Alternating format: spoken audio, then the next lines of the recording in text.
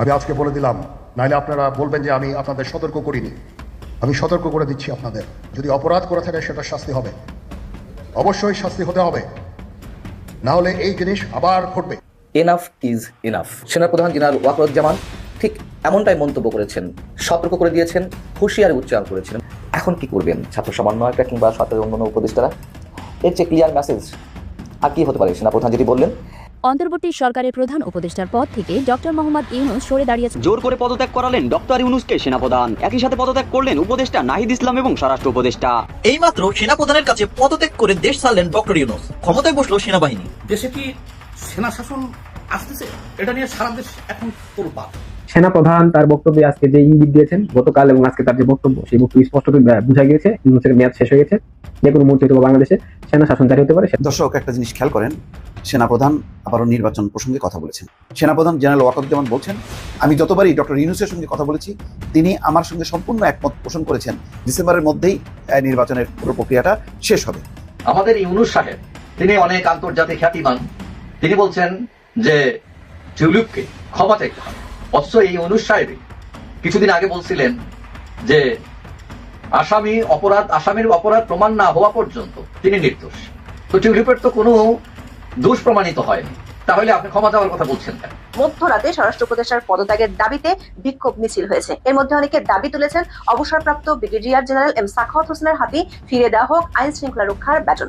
অন্তর্বর্তী সরকারের উপদেষ্টার পদ থেকে নাহিদ ইসলাম পদত্যাগ করেছেন। এই বিষয়ে বিস্তারিত জানতে নিউজরুম থেকে সরাসরি যুক্ত হচ্ছেন সুপ্রিয় দর্শক মন্ডলী, আসসালামু আলাইকুম ওয়া রাহমাতুল্লাহ। আশা করি সবাই ভালো এবং সুস্থ আছেন। স্বাগতম জানাচ্ছি আমাদের আরেকটি নতুন ভিডিওতে। সুপ্রিয় দর্শক মন্ডলী, ভিডিওতে আমরা টাটা রুবিডির কিছু অংশ বিশেষ থেকে আপনারা ইতিমধ্যে ধারণা করতে পেরেছেন যে আজকের ভিডিওটি কতটা গুরুত্বপূর্ণ। সুপ্রিয় দর্শক মন্ডলী, ইতিমধ্যে আপনারা সেই ভিডিওর অংশ বিশেষগুলো রীতিমতো অবাক হয়েছেন। সুপ্রিয় দর্শক, সেই অংশ বিশেষগুলোর বিস্তারিত আলোচনা দেখলে আপনারা আরও বেশি রীতিমতো অবাক হতে বাধ্য হবেন। সুপ্রিয় দর্শক, আসুন আমরা সেই অংশ বিশেষগুলোর বিস্তারিত আলোচনা দেখে আসে। তার আগে আপনাদের প্রতি ছোট্ট একটা রিকোয়েস্ট, যারা আমার চ্যানেলের নতুন চ্যানেলটি সাবস্ক্রাইব করে লাইক কমেন্ট শেয়ার করে সাথে থাকুন। সুপ্রিয় দর্শক, আসুন আমরা সেই বিস্তারিত আলোচনাটা দিলাম, নাইলে আপনারা বলবেন যে আমি আপনাদের সতর্ক করিনি। আমি সতর্ক করে দিচ্ছি আপনাদের। আমার অন্য কোনো আকাঙ্ক্ষা নাই, আমার একটাই আকাঙ্ক্ষা, দেশ এবং জাতিটাকে একটা সুন্দর জায়গায় রেখে ছুটি করা। I had enough. Was last 7-8 months I had enough. আমি চাই দেশ এবং জাতিকে একটা সুন্দর জায়গায় রেখে আমরা সেনানিবাসে ফেরত আসবো।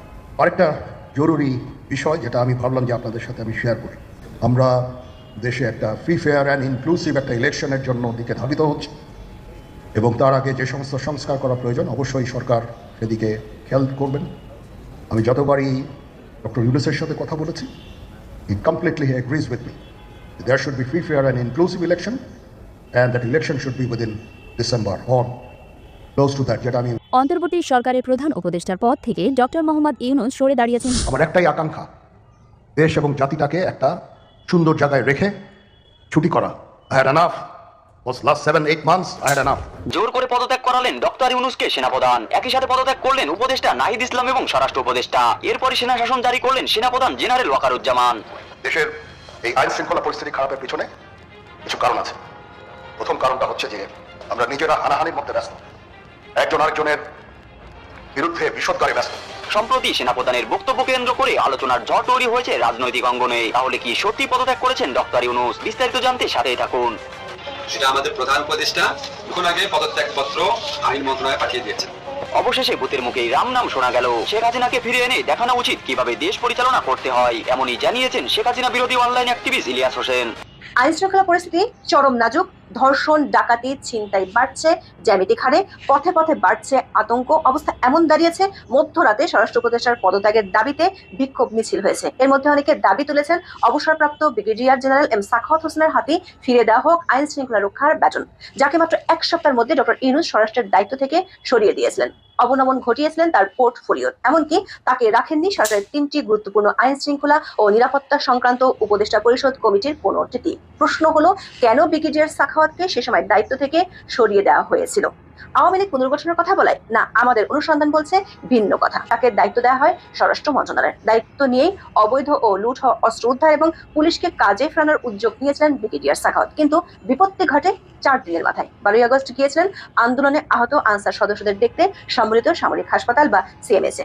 সেখানে কথা বলেন সাংবাদিকদের সাথে। ওই দিন তিনি 3টি ইস্যু নিয়ে কথা বলেন। সেই 3টি ইস্যু হলো আওয়ামী লীগকে দল পুনর্গঠন করতে বলা, বেসামরিক মানুষের হাতে নিষিদ্ধ 7.62 mm রাইফেল থাকার কথা এবং 7 দিনের মধ্যে অবৈধ অস্ত্র জমা না দিলে 2টো করে মামলা হওয়ার কথা বলেছিলেন তিনি। ওই দিনই তোপের মুখে পড়েন তৎকালীন স্বরাষ্ট্র উপদেষ্টা। বিশেষ করে আওয়ামী লীগ পুনর্গঠনের বিষয়ে তিনি যেসব কথা বলেছিলেন তার বিরুদ্ধে মাঠে নেমেছিল বৈষম্য বিরোধী ছাত্র আন্দোলনের নেতারা, ছাত্র দল ও বিএনপি। কি বলেছিলেন আওয়ামী লীগের উদ্দেশ্যে ব্রিগেডিয়ার সাখাওয়াত? বলেছিলেন, দয়া করে আপনারা দেশকে অরাজকতার মধ্যে ঠেলবেন না, ইনক্লুডিং সদ্য বিদায় হওয়া পার্টি। আপনারা পার্টি গোছান, আমরা স্বরাষ্ট্র মন্ত্রণালয় থেকে আপনাদের সাহায্য করব। আপনারা পার্টি গোছান উইথ নিউ ফেস বা নতুন মুখ নিয়ে, উইথ নিউ অঙ্গীকার এবং আশা করি with through political party act বা রাজনৈতিক আইনের মধ্য দিয়ে। কোন রাজনৈতিক দলকে নিষিদ্ধের বিরুদ্ধে প্রথম দৃশ্যত বক্তব্য দিয়েছিলেন ব্রিগেডিয়ার সাখাওয়াত। তার ওই বক্তব্যের প্রতিক্রিয়ায় বিক্ষোভ সমাবেশ করেছিল বৈষম্য বিরোধী ছাত্র আন্দোলন, যেখানে সমন্বয়ক হাসনাত আব্দুল্লাহ বলেছিলেন, খুনিদের পুনর্বাসনের বিষয়ে সতর্ক করে দিতে চাই, আমরা যেভাবে স্বৈরাচারকে ক্ষমতা থেকে নামিয়েছি ঠিক একইভাবে স্বৈরাচার পুনর্বাসনের চেষ্টাকারীদেরও নামাতে সময় লাগবে না। তাৎক্ষণিক বিক্ষোভ মিছিল করেছিল বিএনপি, ছাত্রদল ও স্বেচ্ছাসেবক দল। পরদিন অর্থাৎ 13 আগস্ট আওয়ামী লীগকে নিয়ে বক্তব্যের জন্য দুঃখ প্রকাশ করেন ব্রিগেডিয়ার সাখাওয়াত। কিন্তু 16 আগস্টে মন্ত্রণালয় হারান তিনি। স্বরাষ্ট্র উপদেষ্টার পদ থেকে সরিয়ে তাকে বস্ত্র ও পাট মন্ত্রণালয়ের উপদেষ্টা হিসেবে নিয়োগ দেওয়া হয়। সাম্প্রতিক সময়ে আইন শৃঙ্খলা পরিস্থিতির চরম অবনতি হওয়ায় অনেকে ব্রিগেডিয়ার সাখাওয়াত হোসেনের হাতে আবারও স্বরাষ্ট্র মন্ত্রণালয়ের দায়িত্ব ফিরিয়ে দেওয়ার দাবি সামাজিক মাধ্যমে আলোচনায় তুলেছেন। সেসব আলোচনায় অনেকে বলেছেন, আওয়ামী লীগের নিষিদ্ধের বিরুদ্ধে কথা বলায় সে সময় মবের দাবির মুখে তাকে সরকার সরিয়ে দিয়েছিল, কিন্তু আমাদের অনুসন্ধান বলছে ভিন্ন কথা। 12 আগস্ট সিএমএসএ ব্রিগেডিয়ার সাখাওয়াত আওয়ামী লীগ ইস্যুটি ছাড়াও আরো 2টি ইস্যু নিয়ে কথা বলেছেন। সূত্রগুলো বলছে সেই 2টি ইস্যু এতটা স্পর্শকাতর ছিল যে ব্রিগেডিয়ার সাখাওয়াত আওয়ামী লীগ নিয়ে বক্তব্য না দিলেও তাকে সরে যেতে হতো। সেই 2টি ইস্যু হলো জুলাই আগস্ট আন্দোলনে বেসামরিক মানুষের হাতে নিষিদ্ধ 7.62 mm রাইফেল থাকা, 7 দিনের মধ্যে অবৈধ অস্ত্র জমা না দিলে 2টো করে মামলা হওয়ার কথা। সিএমএসএ সাখাওয়াত সাংবাদিকদের বলেছিলেন, আহত আনসার সদস্যদের বক্তব্য শুনে আশ্চর্য লাগছে, পুলিশের ফায়ার বা গুলি কম লেগেছে, তাদের সিভিলিয়ান পোশাকে 7.62 রাইফেলের গুলি লেগেছে। ম্যাসিভ ইনভেস্টিগেশন দরকার, এরা কারা, কাদের হাতে 7.62 রাইফেল গেল।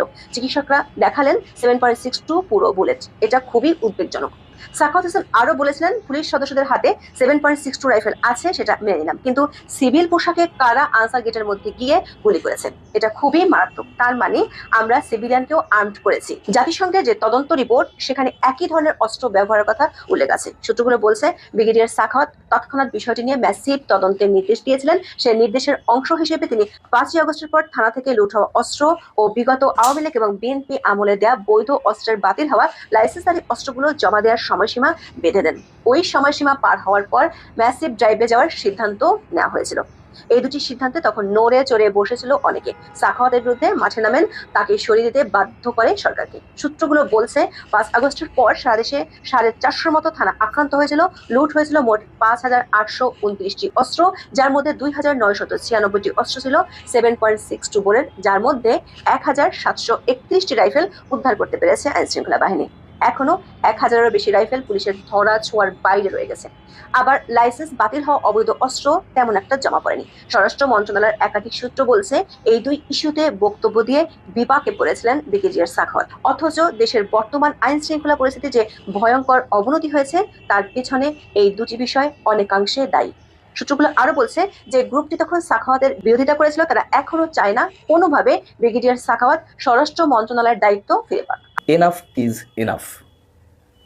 সেনাপ্রধান জেনারেল ওয়াকরুজ্জামান ঠিক এমনটাই মন্তব্য করেছেন, বলতে গেলে সতর্ক করে দিয়েছেন, হুঁশিয়ারি উচ্চারণ করেছেন। এবং একই সঙ্গে তার যে পুরনো বক্তব্য গত সেপ্টেম্বরে তিনি যেমন বলেছিলেন যে 18 মাসের মধ্যে নির্বাচন, অর্থাৎ ডিসেম্বর থেকে আগামী বছরের মার্চের মধ্যে, সেই কথাই তিনি মনে করিয়ে দিয়েছেন।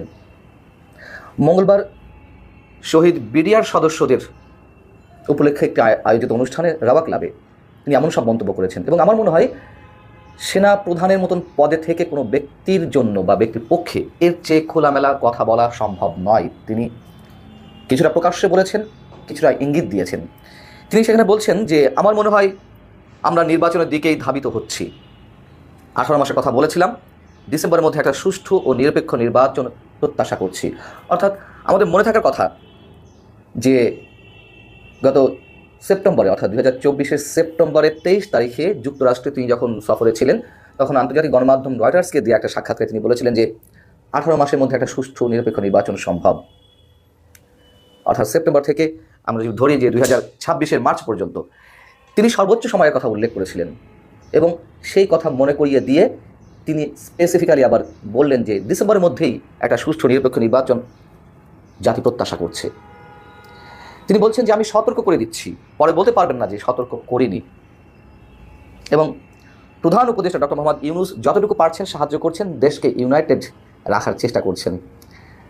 তিনি তো শিক্ষিত, খুবই ডিপ্লোম্যাটিক, সেনাপ্রধানের দায়িত্বে থাকার পরও তার মন্তব্যগুলো এরকমই মানে হওয়ার কথা হচ্ছে আর কি। এর বাইরে আর কী বলবেন তিনি? ডক্টর ইউনূস আসলে কী চাইছিলেন? ছাত্র উপদেষ্টা বা ছাত্র সমন্বয়করা যা বলছিলেন তিনি তো তোতা পাখির মতন সেগুলোই বলে যাচ্ছিলেন। এবং তিনি বলছিলেন যে কদিন আগে যেটি বললেন, কম সংস্কার চাইলে ডিসেম্বর, বেশি সংস্কার চাইলে পরের বছরের জুন, কিন্তু তার এই কথায় কেউ আস্থা রাখতে পারছিলেন না। এবং তার যে প্রেস সচিব মিস্টার শফিকুল আলম, তিনি বরাবরই বলে আসছিলেন যে জুনের মধ্যে নির্বাচন, মানে প্রধান উপদেষ্টার কথার বাইরে গিয়ে আরও এক ধাপ তিনি এগিয়ে গিয়ে কথা বলার চেষ্টা করছিলেন। এবং আমরা অনেকেই বলছেন যে প্রধান উপদেষ্টা, যদি বললাম যে জুনের মধ্যে খুব বেশি হলে, আবার কেউ বলছিলাম যে তিনি তো 2026 প্রথমার্ধ বলেছেন। প্রথমার্ধ বলতে তো মার্চই ধরিনি, আমরা যে কোয়ার্টারলি হিসাব করি, কিন্তু ব্যাখ্যাটি দেওয়ার চেষ্টা করলেন প্রেস সচিব জুনের মধ্যে। এবং এই ধরনের সেনাবাহিনীর এই ধরনের মানসিকতা বুঝতে পেরেই কি একদিন আগে অর্থাৎ গত সোমবার প্রেস সচিব বললেন যে মার্চের মধ্যে নির্বাচন হতে পারে, তখন পরে গিয়ে প্রতিকূল আবহাওয়ার সৃষ্টি হয়। আগে থেকে সম্ভবত আজ করতে পেরেছেন, আমরা জানি না। তো আরও যদি উদাহরণ হিসেবে টেনে আনা যায়, স্থানীয় সরকার নির্বাচন আগে করতে হবে। ছাত্র উপদেষ্টা আসিফ মাহমুদের যে হুঁশিয়ারি, অন্যান্য ছাত্র উপদেষ্টা তেমনটা বলছিলেন, এবং একই সঙ্গে ছাত্র সমন্বয়করা সেই দাবি করে আসছে যে আগে স্থানীয় সরকার নির্বাচন, এবং তার জন্য তারা নানান ধরনের প্ল্যানিং করে আসছে। সেই জায়গা থেকে সরকারের মধ্য থেকেও এক ধরনের নমনীয়তা লক্ষ্য করা যাচ্ছিল যে হ্যাঁ, জাতীয় সংসদ নির্বাচন আগে স্থানীয় সরকার নির্বাচন সরকার ভাবছে, কোনো কোনো উপদেষ্টা বলছিলেন। এখন কি করবেন ছাত্র সমন্বয়করা কিংবা সরকারের অন্যান্য উপদেষ্টারা? এর চেয়ে ক্লিয়ার মেসেজ আর কি হতে পারে? সেনাপ্রধান যেটি বললেন, এবং তিনি সতর্ক করে দিয়েছেন, স্পষ্ট ভাষায় বলেছেন যে আমি সতর্ক করে দিচ্ছি, যা কিছু ঘটছে, যে মব ক্রিয়েট একের পর এক বিভিন্ন জায়গায়, যে অস্থিরতা, এবং ঠিক সময়ে তিনি এই মন্তব্যটা করলেন যখন সারা দেশে একটা নৈরাজ্য সৃষ্টি হয়ে গেছে। গত রোববার জাতীয় নাগরিক কমিটির আহ্বায়ক নাসিরুদ্দিন পাটোয়ারি প্রকাশ্যে বললেন যে আওয়ামী লীগের বিচারের আগে নির্বাচন হলে দেশে গৃহযুদ্ধ বেঁধে যাবে। কথায় কথায় তারা গৃহযুদ্ধের কথা বলছে। এর আগে ডক্টর মোহাম্মদ ইউনূসের মাস্টার মাইন্ড মাহফুজ আলম তিনিও গৃহযুদ্ধের কথা বলেছিলেন।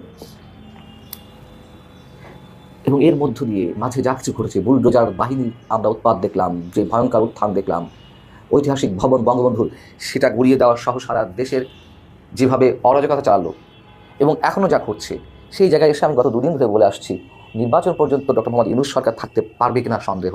এবং সেনাপ্রধান ক্ষুব্ধ, হতাশ। আমি স্পষ্টভাবে এই কথা গত দুদিন ধরে বলে আসছি। সেনাপ্রধান জেনারেল ওয়াকরুজ্জামান একই সঙ্গে হতাশ এবং ক্ষুব্ধ। তারা তো আর সেভাবে প্রকাশ করবেন না বিষয়গুলো, যা বলার অনেকখানি পরিষ্কার, অনেকখানি ইঙ্গিতের মধ্য দিয়ে তিনি বলে ফেলেছেন। এবং যেই মুহূর্তে ছাত্র সমন্বয়কদের যে কিংস পার্টি অনেকে অভিহিত করছেন, সেটি শুক্রবার আত্মপ্রকাশ করবে এবং মহা আয়োজনে ঢাক ঢোল পিটিয়ে আসছে, আসুক, ভালো কথা, এটি নিয়ে আমাদের কোনো আপত্তি ছিল না, আমরা সবাই ওয়েলকাম জানাতে চাই। কিন্তু যে বিতর্কের মধ্যে দিয়ে দলটি জন্ম হচ্ছে এবং যে অরাজকতা সৃষ্টি হয়েছে, তার মধ্য দিয়ে সেনাপ্রধানের ঠিক এই সময় এই বক্তব্যগুলো খুবই প্রয়োজন ছিল। তিনি একই সঙ্গে বলছেন যে আমি আরও একটি জিনিস পরিষ্কার করে বলতে চাই, আমার অন্য কোনো আকাঙ্ক্ষা নেই, একটাই আকাঙ্ক্ষা, দেশ ও জাতিকে সুন্দর জায়গায় রেখে সেনানিবাসে ফেরত আসবো। এটা তো সত্য কথা। ইতিহাসে এ পর্যন্ত দুইজন সেনাপ্রধানের জন্য ক্ষমতা গ্রহণটা খুব সহজ ছিল, খুবই সাবলীল ছিল। ক্ষমতা নিলে কারো কিছু তেমন বলা থাকতো না। একজন হচ্ছেন সাবেক সেনাপ্রধান জেনারেল নুরুদ্দিন খান। 90-তে যখন সাবেক সামরিক শাসক এরশাদের পতন ঘনিয়ে আসছে, তখন তাকে আহ্বান জানানো হয়েছিল যে আপনি ক্ষমতা নিন, তিনি প্রত্যাখ্যান করেছিলেন। আরেকজন হচ্ছেন আমাদের বর্তমান সেনাপ্রধান জেনারেল ওয়াকরুজ্জামান। 5 আগস্টে যে অবস্থা ঘটেছিল, তার মধ্য দিয়ে জেনারেল ওয়াকরুজ্জামান যদি টেক ওভার করতেন, যদি রাষ্ট্রীয় ক্ষমতায় চলে আসতেন, কারো কিছু বলার ছিল? কারো কোনো প্রশ্ন তোলার সুযোগ ছিল? কেউ তো বলতো না যে কেন আপনি এটি করলেন। যদিও একটা সামরিক শাসন নিকৃষ্টতম গণতন্ত্রের চেয়েও ভয়ঙ্কর, কিন্তু তখন সে যে অবস্থা দাঁড়িয়েছিল, তার যত মুখ্য সুযোগ ছিল তিনি নেননি। এবং বর্তমান পর্যায়ে এসে যে অবস্থা সারা দেশে, তখন মানুষ সেনাপ্রধানের দিকে তাকিয়ে আছেন এবং অনেকেই তার সমালোচনা করেন, অনেকেই তার প্রশংসা করেন, সমালোচনা কারা করেন। হয়তো যে দলটির পতন করেছে সরকার হিসেবে, তারা অবিশ্বাসের জায়গা থেকে কথাগুলো বলছেন। সুপ্রিয় দর্শক, আপনাদের অসংখ্য ধন্যবাদ যারা সম্পূর্ণ ভিডিওটি দেখেছেন। আসুন আমরা এই ধরনের নতুন নতুন এবং দেশের বিভিন্ন খবরের ভিডিও পেতে চ্যানেলটি সাবস্ক্রাইব করুন। সুপ্রিয় দর্শক, দেখা হচ্ছে পরবর্তী ভিডিওতে। সুস্থ থাকুন, ভালো থাকুন, আসসালামু আলাইকুম।